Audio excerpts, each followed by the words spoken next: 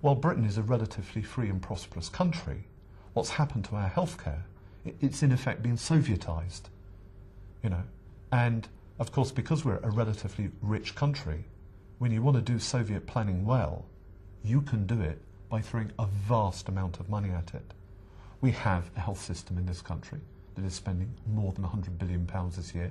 We're a small island. We have nearly 400,000 people waiting more than 18 weeks for basic forms of treatment, diagnosis and care. And there are rumours out there, and I tend to believe them myself, that there are probably another 100 or 200,000 people trying to get on the waiting list. Because again, that's highly politicised.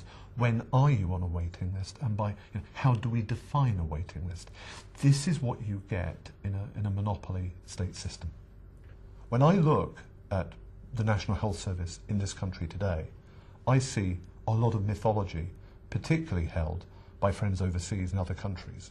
There are a lot of rumours, there are a lot of speculation, but it's very difficult, I think, for Americans to actually know what it's really like to live in a country with full-blown socialised medicine.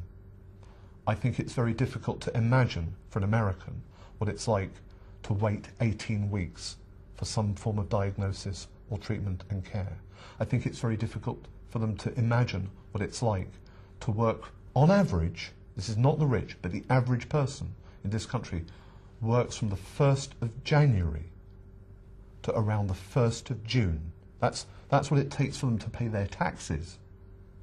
And then when they need diagnosis or a heart bypass or mum needs a hip, then they're told they have to wait months or sometimes years. I think that's an unbelievably cruel and savage system. And I don't want Americans to be under any illusion about the reality of the system. You might argue it's popular to suggest that British people don't go bankrupt because the NHS is there to rescue them. It's much worse than that. Some people, to get latest cancer treatments, do go bankrupt. They will sell a house, they will remortgage. But it's estimated that 17,500 of them this year will die.